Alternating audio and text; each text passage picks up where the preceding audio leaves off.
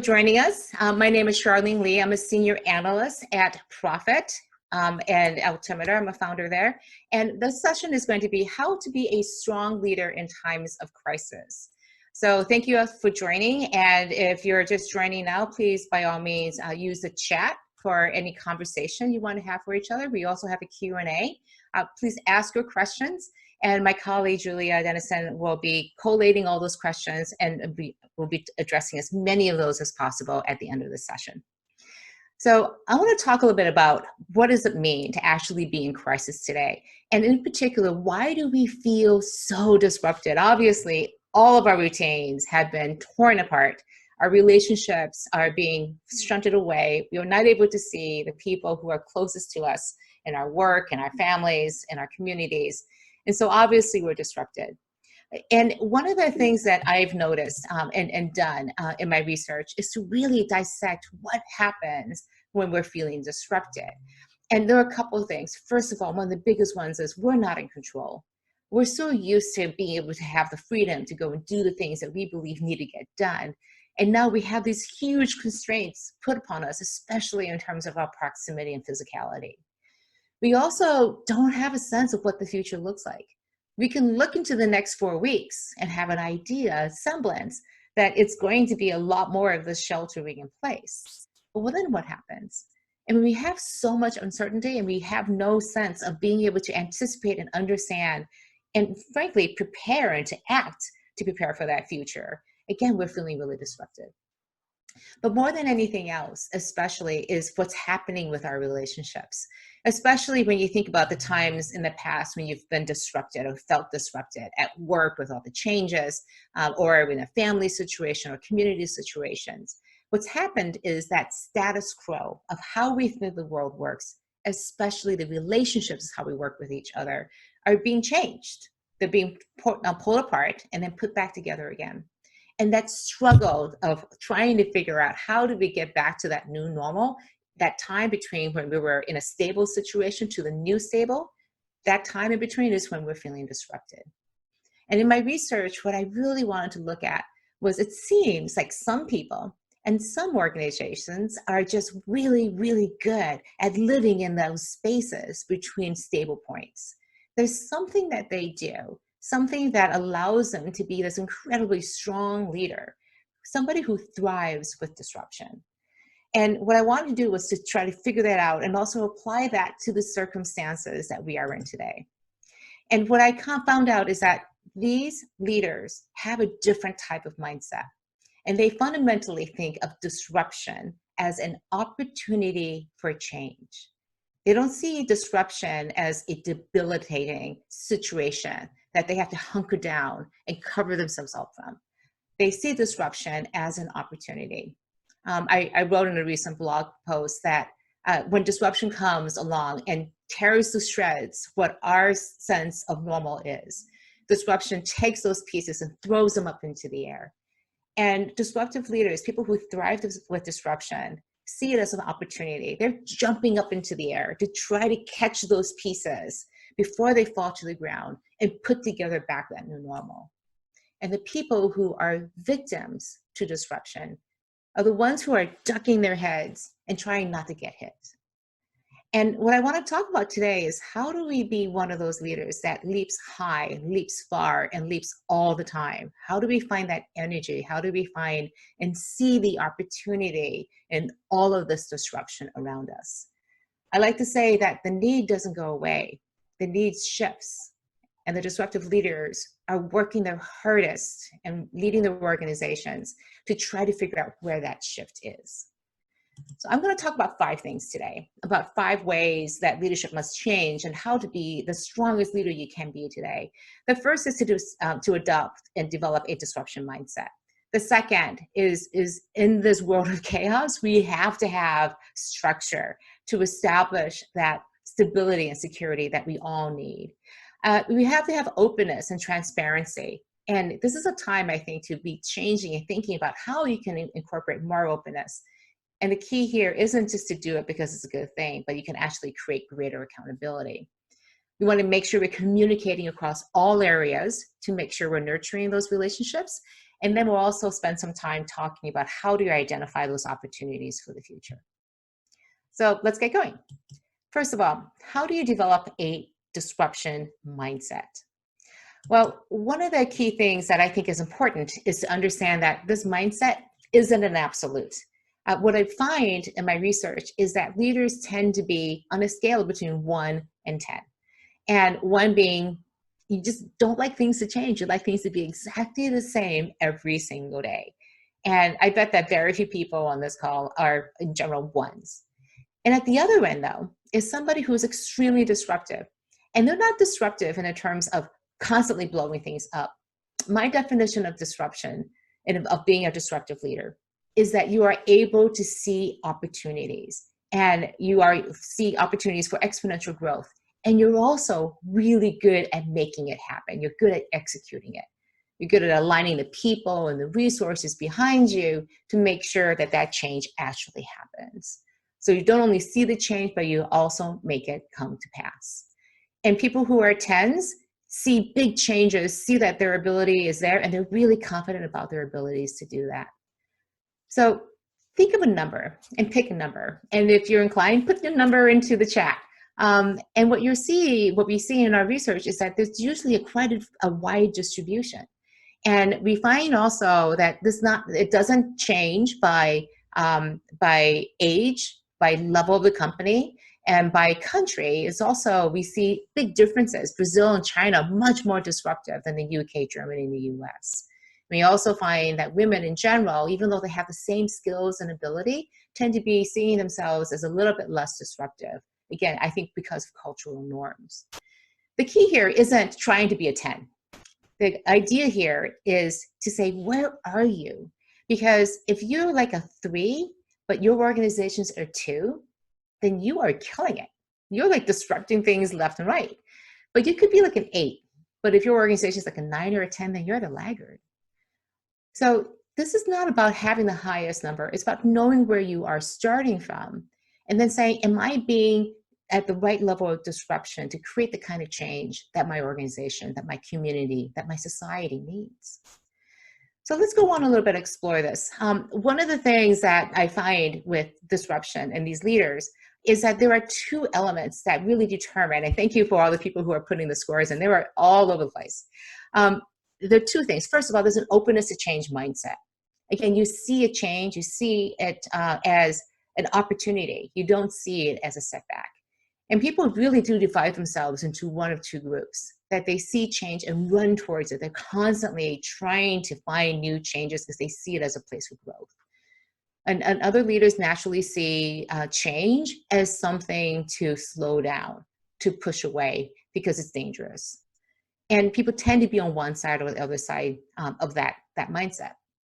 But the other element was really interesting. And that was this very strong and distinctive leadership behavior that is very focused on empowering and inspiring others to come to the cause. Disruptive leaders, people who have a disruption mindset, not only say, here is a change and opportunity, but are also able to create a movement. They're able to rally people to that cause and inspire them to say, yes, this is something that's worth fighting for. And then together, they go make that change happen. Because what happens is when you are a really strong and really effective disruptive leader, you're able to create a lot of change very quickly because you're not doing it by yourself.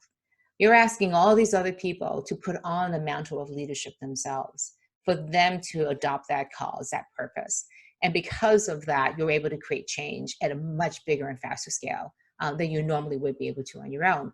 And these archetypes of people, and we find that these archetypes exist in every single organization, partly because of the definitions here around mindsets and leadership. It's all relative to the group of leaders that you're with. And we find that the realist optimists are really, again, these people who can see the opportunities for the future, but also can come back to the present and decide what it is that needs to happen. So I want to give you an example of what I think leaders are facing today in particular. And I think one of the biggest challenges right now is, as leaders, we feel we have to have all the answers. And I don't think leaders, that's not our job. It has never been our job to have all the answers. I think the right way to be thinking about this is making sure you're asking the right questions of your team and asking the right questions that will encourage people to have the right focus on what is the problem. And the biggest problem is the thing that we don't know what it is. And so we're scurrying around in all these different directions. And it's up to the leader to say, no, no, let's not go in all these directions. These are the problems that are most important for us to solve. Now let's go forward and try to solve them. I think another job here as a leader is to make sure that you're connecting with as many leaders as possible. I know that for myself, my natural inclination is when I'm stressed, I don't know what the answers are. I tend to draw myself into myself. I hunker down and like, okay, I gotta figure this out, gotta figure this out. And I have to break that tendency and instead reach out to my network, expose myself, be a little bit vulnerable and say, I don't know what the answer is, maybe you do, because maybe other people have that knowledge or that expertise that can fill in that gap. It is the most instinctive thing not to do that. The instinct is to draw in, to protect yourself, but to be the strongest leader you can be, to find the strength and that resilience to go out to other people and to find the expertise that you need to fill those gaps. I think another job of a leader at this point is to just keep people moving forward. I think of it as being cheerleader in chief in some ways, but I think it's about making sure people are clear about what are the jobs that are to be done. And I think in particular right now, there is a sense that our stakeholders are very different than in the past.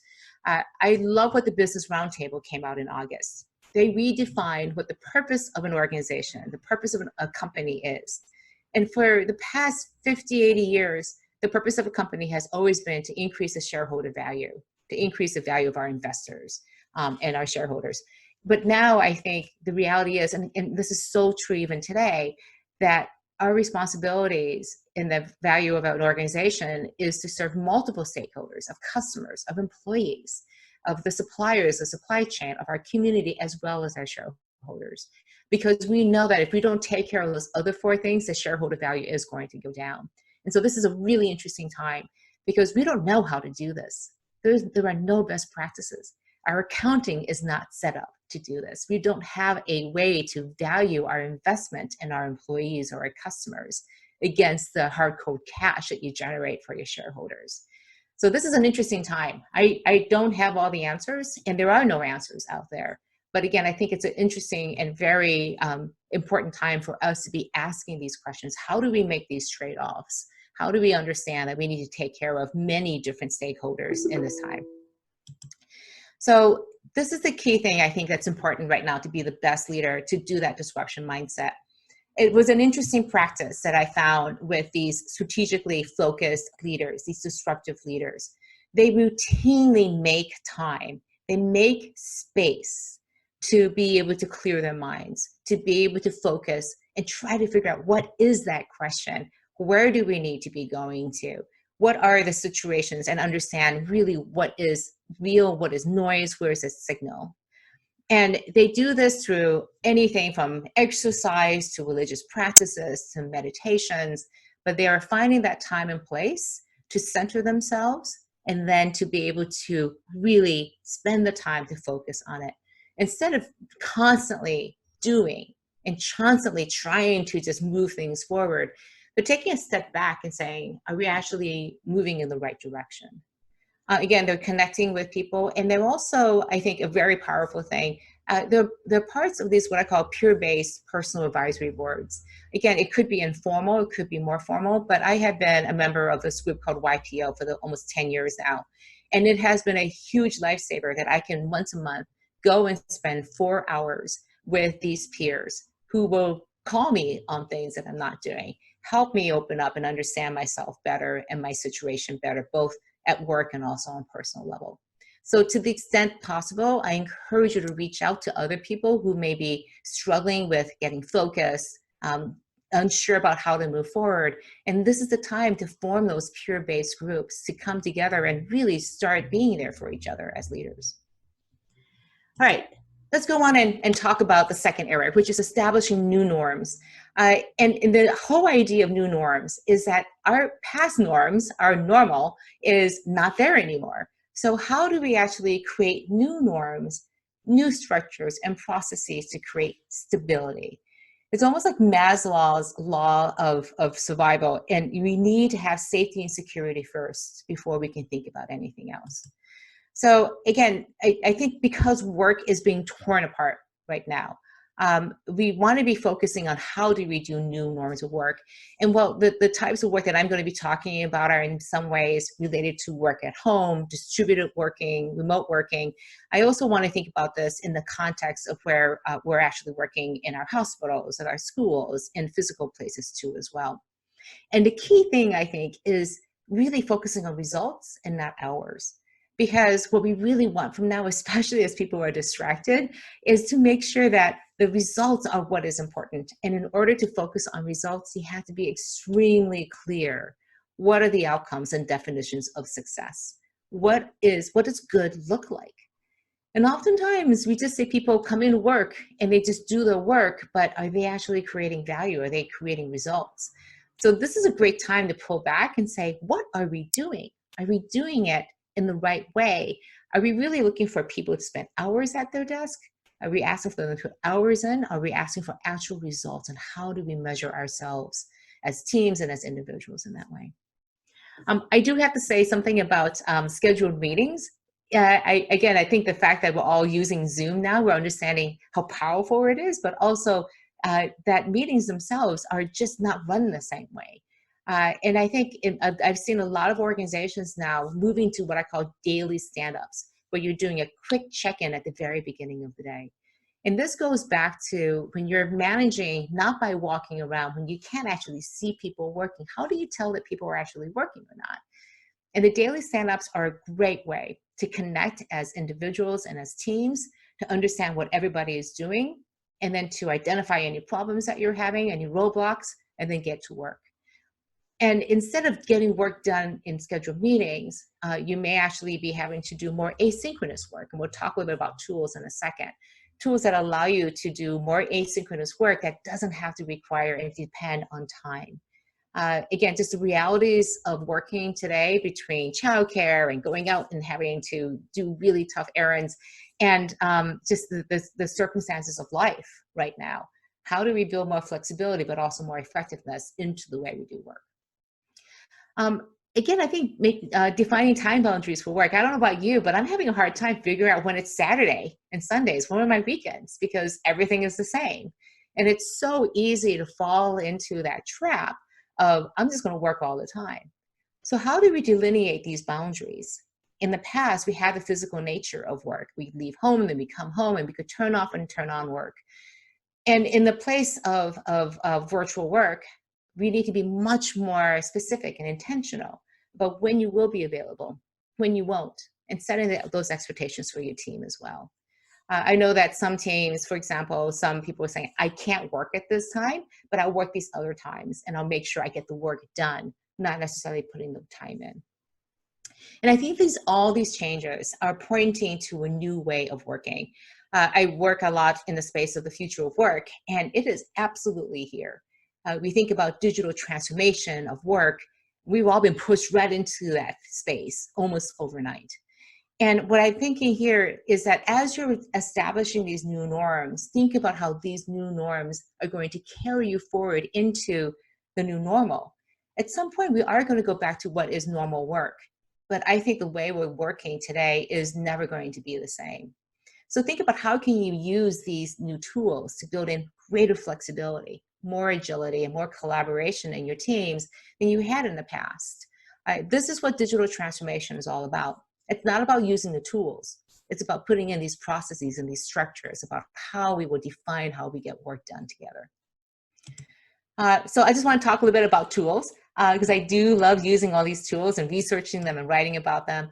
The most important thing is that that everybody uses the same tools.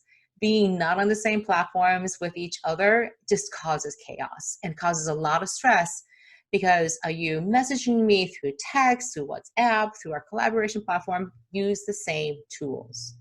And I would encourage you to use the minimal number of tools. So I put down here what I think are the minimal tools. Messaging.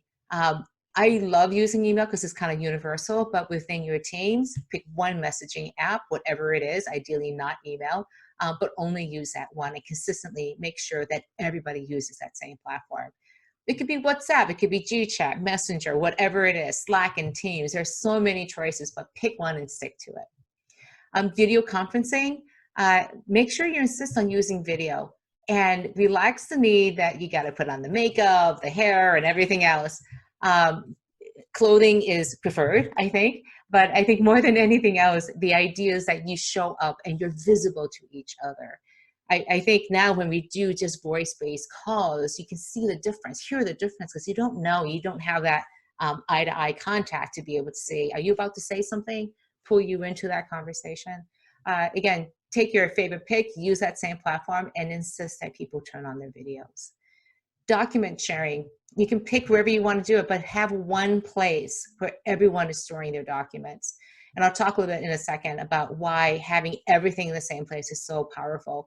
If something is stuck on a hard drive of somebody's computer, then you have no idea where it exists. And you're spending endless cycles trying to find things. If you have things all organized in one place where everybody can access it, then that's a fantastic thing to set up right now. If you don't have a single file management structure for your entire team and your organization, this is the time to set that up. Collaboration platforms, it's a little bit more advanced, but if you are working as teams on documents, one of the worst things to do is just email back and forth a single Word document that you keep adding to versus using some of these great tools that we have online now. People are very familiar with Google Docs, but I think those also Office can be just used online. We have Dropbox Paper too as well. And project and task management, a little bit more advanced. These are great platforms, but it can also be very simple platforms like Asana or Trello. And then finally, my favorite secret tool is World Time Buddy. There is nothing worse than trying to figure out how to do a conference call between India, London, and then also somebody in the Middle East. So it's one of my favorite tools to be able to just understand that I'm not calling somebody at 3 o'clock in the morning. So that's a very quick spin into the tools. But I want to go on and talk about one of the key areas about how we can actually use all of these tools. And that is to use them in a way to create accountability with openness and transparency. This is a very different way of working. Back in 2010, I published a book called Open Leadership and really explored this whole question of how open you need to be. This one CEO said, I get it, I need to be more human and authentic and do more things in the open. But how open do I really need to be? So I want to talk a little bit about that because for many leaders, being open is equated to being out of control. And I like to say this is not about being in control because honestly, as a leader, when were you ever really in control?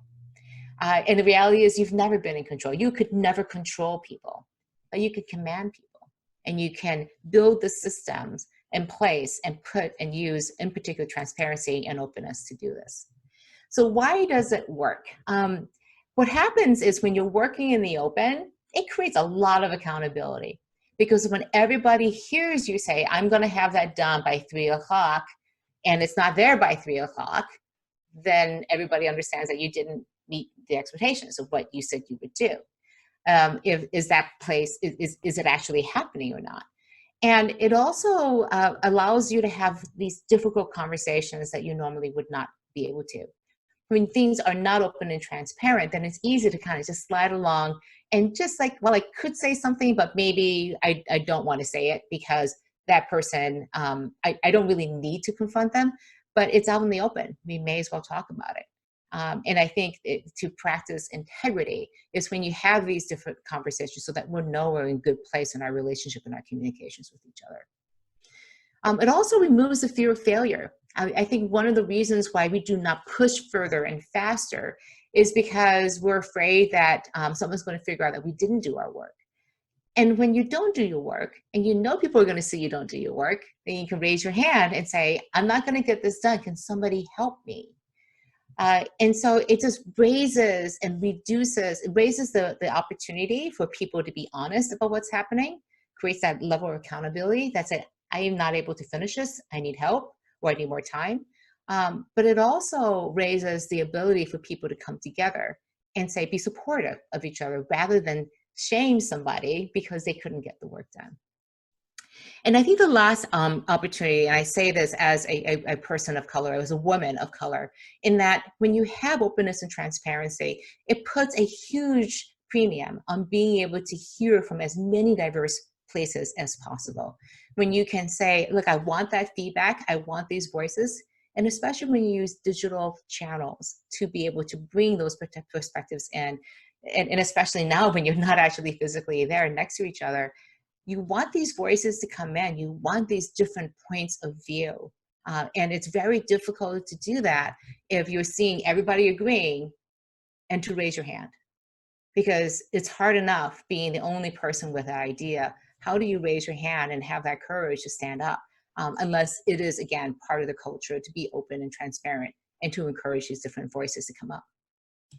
So one of the ways to create that sense of openness is, first of all, go to the places inside your organization, into the behaviors that you have, and identify where that trust is already low, where people are already having problems, not really trusting each other because of things that are unsaid, that people aren't necessarily delivering, where the performance isn't as strong.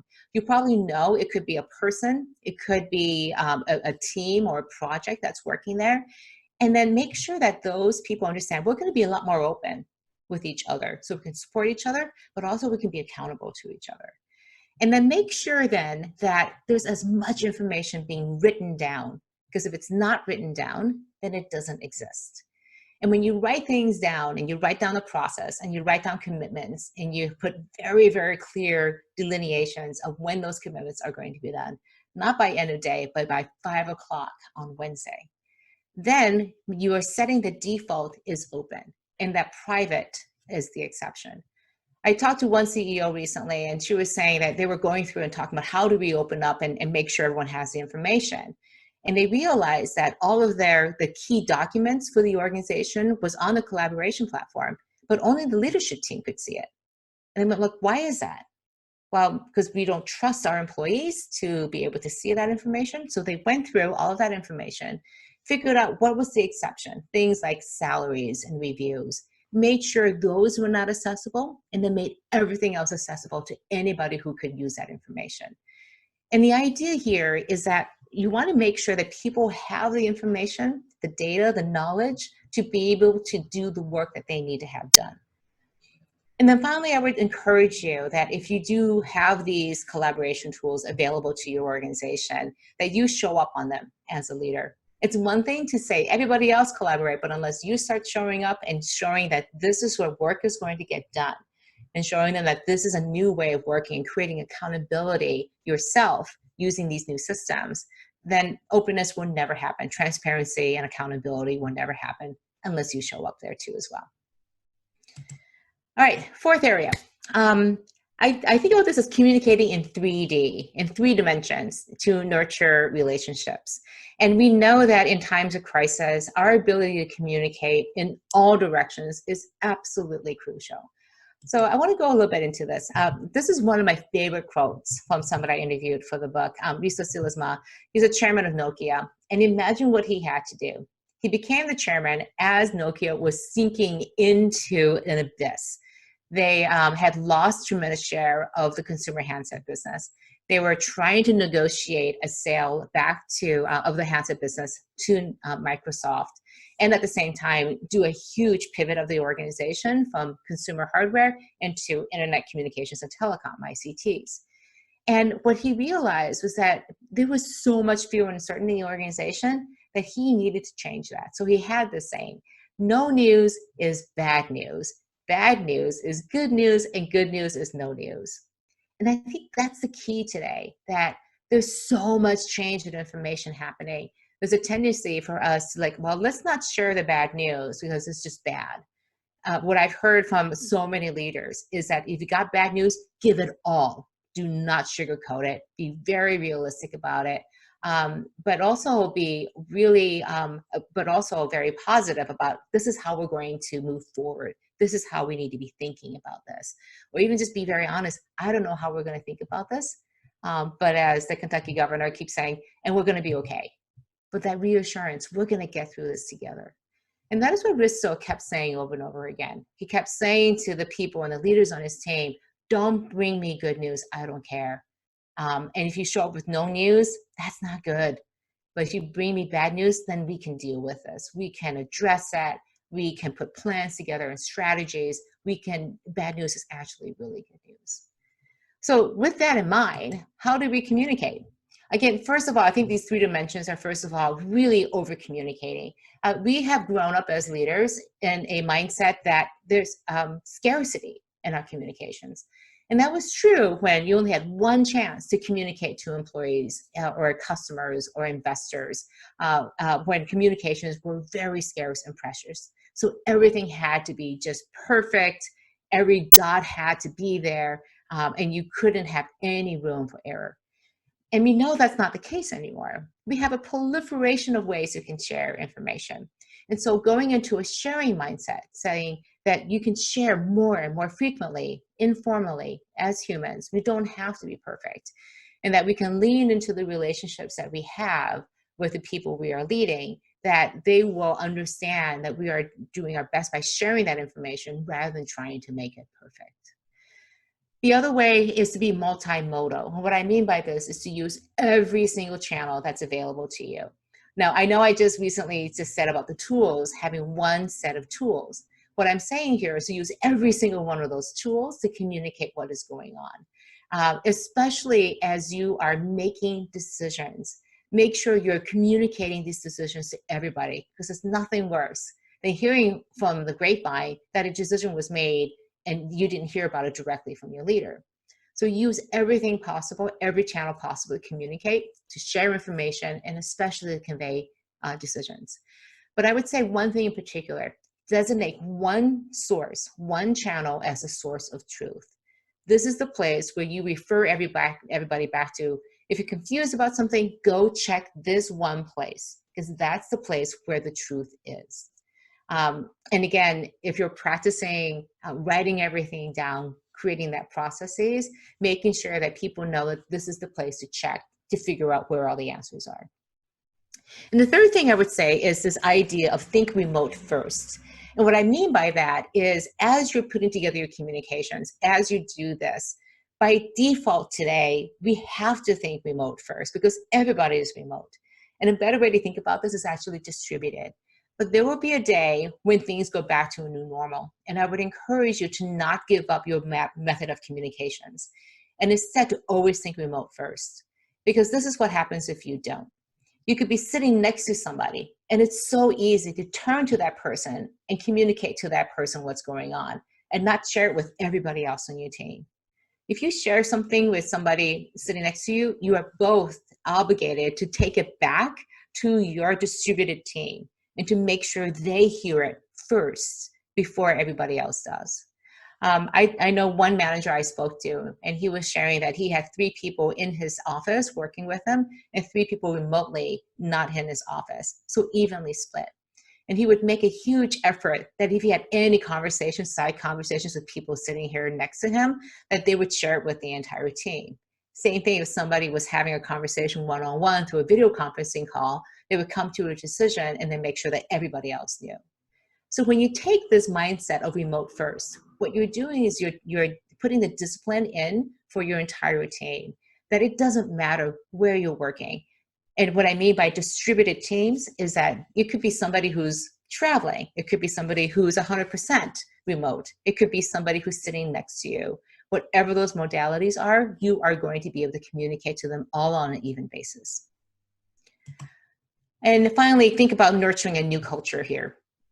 The new culture that you have to have is right now, in particular, around a distributed team. It's hard because we don't have that hallway chatter. It's difficult to replace that sort of give and take, the things that create what we call the culture of an organization. So I actually encourage you to think about how you can engineer serendipity. And what I mean by that is have those times, get on a call for half an hour where all you're doing is literally you're eating lunch together. You get your lunch, you sit down, you're on video conferencing, and you're just chatting and shooting the breeze. Because that's where we form these bonds with each other. This is how we form relationships with each other. Again, the non-work engagement encourage people to get together and talk about their hobbies and passions in the same way they used to do in person. And ask at one organization I saw is that people have a lot of expertise. They're sharing their passion for art. So they're doing an art curation show, showing their favorite pieces and having people do it. Other people are forming book clubs and meeting remotely. And then finally, I think rituals are so important to cultures. And what are the ways that we are going to welcome new people, onboard them, celebrate the successes, and recognize all the great things that people are doing? And how do we say goodbye to each other? In these new rituals, I think, again, you are establishing things that are done exactly the same way. Think about how you onboard people today. When you onboard them, you may give them to somebody and ask them to give them a tour of the office and show them how things work. But if you're doing that by just hoping that that person knows versus following a checklist, and how do you actually then welcome that person with a ritual that signals to everybody, this is how we do things. This is how we actually establish relationships with each other. All right, let's talk about the last area. And then if you have questions, by all means, put them into the chat or Q&A. And again, Julia will be going through them and we'll have some time to answer those. The fifth area is, I think the most fascinating area about this time is how do you think about these opportunities for the future? And this is in many ways what I think is the most distinctive thing about disruptive leaders, about the strongest leaders we have today. They are the ones who are looking for opportunities for change, because that's what leaders do. Leaders create change. And if you're not creating change, then you're not a leader, you're a manager. And I think we all aspire to be leaders. And it's never about having that title, but again, creating that change. So I think the key thing here is to focus on that future state. And as I was saying, what is that change that you want to create? What's the future hold? And this is a really unique time now to think about how your organization can be creating that change, that impact. And I think not just in terms of products and services, but impact with a big I, growth with a big G, that we're thinking about this on multiple levels with, again, our multiple stakeholders. And I think one of the key ways to move your business part forward is to focus on what I call the needs of future customers. And what I mean by that is not the customers of today, because you probably know how to serve those customers of today. And frankly, given this circumstance today, your customers will have completely shifted from where they were in the past. And so now your future customers are right here staring you in the face. And do we know who they are? Do you even understand what their needs are? I know that as somebody who does a lot of speaking, that need hasn't gone away from organizations to get that knowledge. But the way I deliver that, the way that they can absorb it, is completely different today. So how do you actually focus on the needs of the future customer? Well, I wanted to give you a quick example of how some organizations have done this. This is data on the GDP growth rate for the US, and a recession is defined by when you have 2 or more quarters of negative growth rate. So you can see all the periods and times when over the past 50 years, when this has been happening. And I just went and figured out what are some of the companies that were founded during recessions. We got Microsoft, Electronic Arts, ARM, CNN, iPod. Even in the last recession, that's when Airbnb and Uber came out. As an analyst who has been studying disruptive technologies and business models for the past 2 decades, I have seen this cycle now multiple times. And what I find and am so impressed by is that this is the time when these opportunities, these game-changing opportunities come up, because there are so many needs that are being unmet. So think about this not so much as just innovation, but also ingenuity. Because ingenuity is when you have a particular problem, but you have limited resources, limited time, limited people to actually come up with the solution. And that's where the breakthroughs happen, is when people are being ingenious in the face of all of these issues and problems. So let me give you an example of a company who recently did this. So back in 2008, 2009, Adobe realized it was in a world of hurt because they were coming out of the recession. They had no repeatable revenues. They were seeing that the world was becoming more mobile and device driven, and their products like Adobe Photoshop just weren't cutting it. So they charged Mala Sharma, who was the VP of Adobe Creative Suite, to figure out how to take it to the cloud. And this is a huge endeavor. It was 2/3 of their business, $2 out of $3 billion. And her job was to literally take the wings off the airplane while it was running and put it on again and make it fly even higher and turn into a spaceship. So they did this knowing that there was going to be one major hurdle, that even as they were moving from recognizing the revenues up front, moving to a subscription model, their revenues and income were going to go down for 2 years, for 24 months. And yet they realized that this was absolutely the right thing to do. So how do you do this as a publicly traded company? And I use this example to just show you what they did. So this is some financial data. It's an index back to Q4 2011 when they actually announced that they were going to do this. And they, again, knew that it was going to take 24 months for this all fall through. So you can see the revenues here. It kind of tumbles along. It's a little bit negative compared to where they were. And as expected, their income went up at first, and then it completely tanked. And the reason, again, is people were still buying it. They were adopting the product tremendously, and they were meeting their expectations. But because they couldn't recognize the revenues up front, they had to recognize it over 24 months. Their income was, again, going down very, very quickly. So when you see numbers like this, what do you think happens to the stock price? It usually tanks. And instead, it kept going up. In fact, the CFO would go to Wall Street and say, you know, I've got great news for you guys. We lost a ton of money. Isn't that fantastic? And they all said, yeah, that is great. Now, that's not the usual way that Wall Street works. When you lose money, your stock price goes down. And what Adobe had done, and it did this back in Q4 of 2011, was to set expectations and to say, our numbers are going to look wacky. This is how you think about our business. It's still really strong. Look at the number of users and subscribers. We're going to be growing the business, growing our addressable market. And one thing in particular is we're going to lose a lot of money, and that's going to be actually good because it means that people are no longer buying the packaged software and they're moving over to the cloud. But we won't be able to see the benefits of this. And their stock price before the whole crisis hit was up about 10x over just about 5 years. So again, transformations happen. But I can tell you, and in my interviews with Mala and the other team members at Adobe, this was extremely hard. This was not easy. This was incredibly gut-wrenching for them to do. And a couple of things that I want to convey about how hard this was, and I wanted to say this because if you're thinking that this next phase of finding opportunity is going to be easy, I have some news for you. It is going to be extremely difficult. But I think the payoff in the end is going to be tremendous. So one of the things they had to do is they realized that, again, they had to deal with the financial issues, but they also, none of the customers wanted this, and employees were up in arms about it. People were signing petitions, 50,000 people signed a petition saying, go back, we don't want this. And what they had to do in many ways was what I call the big gulp decision. In the end, they had to say, look around themselves, are we going to do this? They really, and it was not guaranteed. It was not 100% sure that this was going to work. So they literally had to look around, look into each other's eyes and say, are we going to do this? Yes. And then take a giant gulp, just like buckle down, and then they jumped. And the other thing that they said was, they shared with me was not only did they have to make that big gulp, but they also at one point, they had to make a decision to burn the boats. Mark Garrett, the CFO in particular, said, we burned the boats when we said we were not going to have any more editions of the packaged software anymore. If you wanted to get an upgrade to Adobe, you had to sign on to the cloud. They burned the boats and said there was no going back.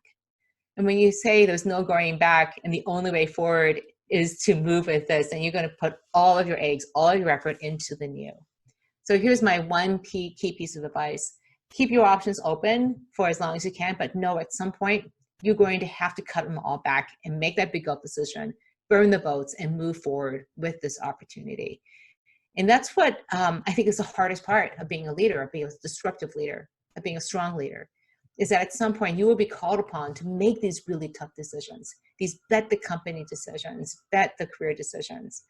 And to prepare for that moment, to be really clear about who your customers are, to know what they are, gives you the confidence to be able to do this. So how do you find your future customers? First of all, I like to use empathy maps. I'll have an example of it here. I'll just show it to you. Excuse me. An empathy map says, I don't need to know the demographics or psychographics of my customers. I need to know, first of all, what do they say? What are they thinking? What are they doing? What are they feeling? Because this allows me to understand them on a complete level, to understand and stand in their shoes and understand what their problems are. And when you can really have some depth and some understanding about who your customers are, then you can begin to solve the problems. What I'm seeing right now are some really good moves on the parts of companies to address the immediate need. But I think as things calm down and we move past this point of crisis, we're going to have to step down and really understand how are things really truly changed. And some fundamental things that we have held to be true are no longer there. So having empathy maps are going to be a key way to be able to understand that. I encourage you to create what I call customer advisory boards of your future customers. Some of you may have these customer boards, but you probably stack them with your best and biggest customers. Hold on. And what I would say is that instead, actually put on who you think your future customers are. These may be some of your existing customers, but they may be on the fringe, but you think they maybe represent a future opportunity. Or it may be one of your customers that is constantly complaining to you about how you need to do a better job. Put them on your board so you can hear from them on a regular basis. And then finally, find your most customer-obsessed people. These are the people who are constantly saying, we need to do better by our customers. You know who these people are. They're not just in marketing. They may even be in finance. They may be in customer service. But find these people, bring them together, maybe even connect them to those customer advisory boards. Show them the empathy maps and really start constantly thinking about who your future customers are. Because if you want to have any hope of being able to meet their needs, then you need to begin today investing in the resources and the products and the processes and the people who can create the solutions to those needs that you're going to have to meet in 6 months' time. So just to summarize, these are the 5 things that I talked about: having a disruption mindset, creating structure, using openness, and then also communicating and finding those opportunities. But I have one last thing, and then we can open up for a Q&A. And that is, you need to prepare yourself to move out of your comfort zone, because that's where the magic happens. We are already pushed to the very edge of our comfort zone by this crisis. And I think we need to prepare ourselves to be the best leaders possible, to step even further out of that into areas where we're taking these chances, we're taking these opportunities to explore and experiment. What I find so interesting is that in times of crisis, these are the times when our fear of failure starts to ebb away. It's in the good times we're afraid of failure because we're already doing well. Why try something that could fail? But when we're in a time of crisis, we're going to try 20 different things. And if 19 of them fail, but one of them worked, we're excited. It's amazing how things have shifted in the ways that we look at the world in just a few short weeks. And I encourage you to think about how can you look for those opportunities. And the only way you're going to be able to do that is when you step out of your comfort zone, look around, really look at those needs of future customers and identify where are the places where we could actually make that difference and have that impact. So we're going to open up a Q&A, but I put up my information here. This is my email, my Twitter account, same for LinkedIn. I encourage you to connect with me. I would love to hear from you. I put up my contact information at the end of all of my talks, and almost nobody writes to me. And I am serious. If we're going to get through this together, I need to hear from you. I need to hear, what are your issues? What are the problems? Where are you finding success? What's working for you? Because that's how I keep doing my research and putting out more and more content. All right, Julia, do we have any questions out there? We do. So I'm going to start with one, and it says, what skills or capabilities should juniors be developing to become disruptive leaders or help their companies become disruptive? Okay, so I'm assuming this is like juniors, not leaders themselves. I think leadership is a mindset. You don't need a title to do it. And so look for opportunities to create change. I recently spoke to a bunch of students on this nationwide broadcast. And I said, go and look in your communities and look for the places where there's a need. where there's an opportunity to change. It could be on your team, it could be in your community, it doesn't matter where, but step into that need and help create that change. Rally people to that cause. Again, if you think about how much pain our communities are in today, how much stress our organizations are under, so many opportunities to step forward and be a leader. Great. What areas in the organization do you see innovation most likely to originate? Also, any suggestions on ensuring innovative ideas are embraced and allowed to succeed? Okay, first of all, typically we think that there's an innovation lab or in people who are charged with innovation. And that may be true, but our research around innovation centers is that a lot of them don't work because they're kind of off over there and they're not in the core of the business. So I think, again, what I find with disruptive organizations, what they do really well is they have innovation coming up from everywhere, from all different places. Everybody's raising their hand and saying, I could do this. They have that space and time, that 10 or 20% of time to go and experiment with these things. If you make innovation the job of every single person, then every single person will raise up their hands and look for those innovations to happen. So I see it happening in finance. I see it happening in HR. It typically happens a lot more in marketing, sales, and customer service because there's a lot more opportunities to see customers, but they can be anywhere. Juliet, remind me the second question. Any suggestions on ensuring innovative ideas are embraced and allowed to succeed? Yes. If you can identify what are the top 3 objectives of your leader and of the organization, any innovations around those top 3 goals are going to have a much higher chance of succeeding. I find oftentimes I talk to some very disruptive leaders and they go, my ideas don't get forwarded. I go, well, you focus on these 3 ideas that everyone says, we got to move forward on these 3 ideas. Or are you off over there, like raising all sorts of ruckus about something that nobody cares about? So understand, I say leaders have between 3 and 5 goals because that's all they can handle is that they assign a goal to each of their fingers. Figure out what are those goals and figure out how you can move them forward. And if you don't agree with those goals and the direction of the organization, you have bigger issues about whether this is a right fit for you in that organization. Great. And this is a topic I've seen in a couple questions here. So how do I get executive leadership to understand it's appropriate and necessary to prepare for post-COVID-19 now while also taking care of the day-to-day during the crisis, that we cannot wait until the worst is over?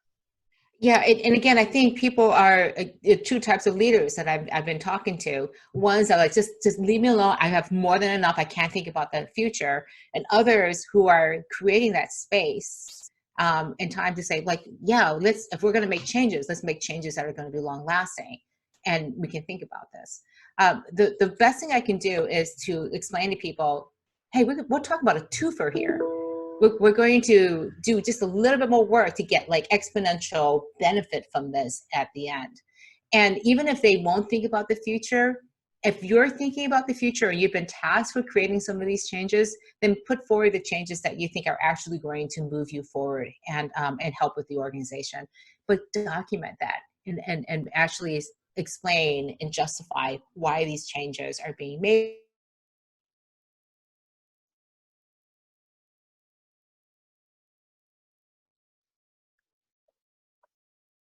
Charlene, we may have lost you.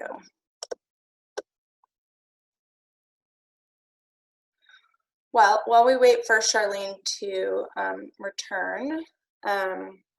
You do, and being very intentional about thinking, how am I going to create a more flexible, the type of organization that I want?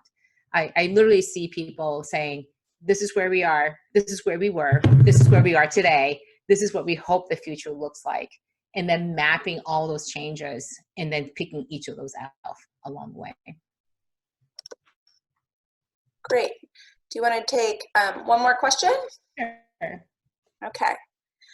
With more remote companies and roles emerging with this crisis, how do you foresee company cultures and structures adapting?